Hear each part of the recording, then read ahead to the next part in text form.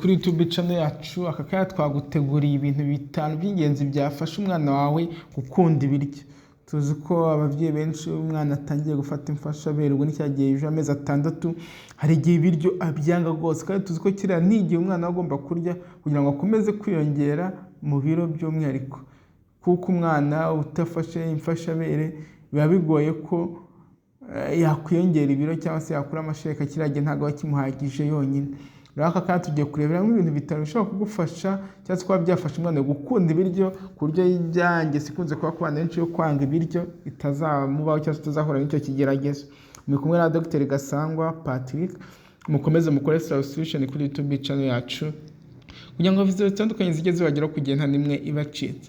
Buriya nyine ababyeyi benshi bakunze guhura n'ikibazo cy'uko abana babo badakunda kurya cyane cyane ibyo umwana nyine agitangira kurya ngo twari tumaze kubivuga. Akenshi usanga bimwe mu bituma umwana yanga kurya biterwa nawe ubwawe, ushobora kumugaburira mu gihe kidakwiriye, kumugaburira ibiryo adashaka cyangwa se kumugaburira wamushyizeho igitutu uri kumukanga.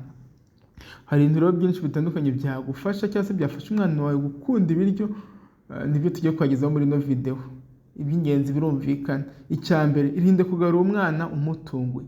Ntabwo ari byiza kuzana ibiryo ugahita utangira gutamika umwana utabanje kumuha umwanya wo kubireba ndetse no kumva impumuro yabyo, kuko uko yumva impumuro yabyo uko abireba bizatuma abikunda.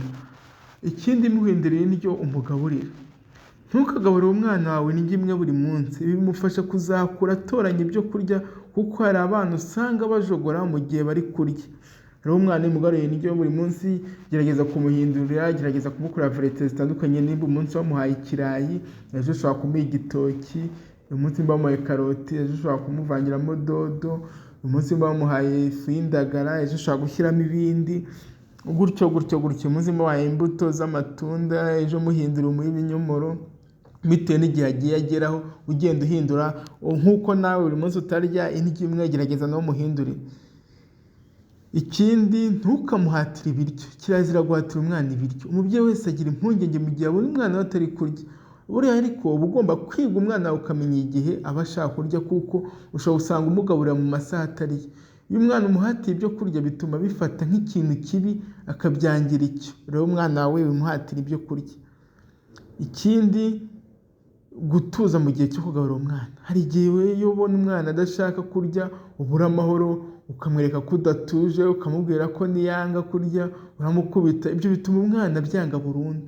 Mu gihe ugaburira umwana ni byiza kumwereka urukundo, ukamuririmbira, ukirinda kumwereka ko hari ikibazo biguteye. Mbese mwereka urukundo, mwereka ko umufitiye urukundo. Ikindi, gusangira n'umwana. Ku mwana ufite hejuru y'umwaka ushobora kurya ibiryo by'umuntu mukuru, biba byiza iyo umusangiye. Mu gihe ugiye kurya umwana ukamwegera mugasangira, ntiyisangize. Ibi bizamufasha gukunda ibiryo. Tuzi ko natwe abantu bakuru tudakunda kurya twenyine. Rero n'uwo mwana wageze hejuru y'umwaka watangiye kurya ibiryo nk'iby'abantu bakuru, gerageza umube hafi musangire, bizamufasha gukunda ibiryo kuruta uko yarya wenyine. Murakoze rero cyane, mwari kumwe na Dr Gasangwa Patrick. Mukomeze mukore subscription kuri YouTube channel yacu. Bye bye, ciao. Kuri YouTube channel yacu aka kanya twaguteguriye ibintu bitanu by'ingenzi byafasha umwana wawe gukunda ibiryo. Tuzi ko abavyeyi benshi umwana atangiye gufata imfashabere ubwo n'icyagiye ejo amezi 6 hari igihe ibiryo abyanga gose kandi tuzi ko kiriya n'igihe umwana agomba kurya kugira ngo akomeze kwiyongera mu biro by'umwihariko. Kuko umwana utafashe imfashabere biba bigoye ko yakwiyongera ibiro cyangwa se yakura amashereka kiragiye ntago bakimuhagije yonyine. Raka kandi tugiye kurebera mu ibintu bitanu bishobora kugufasha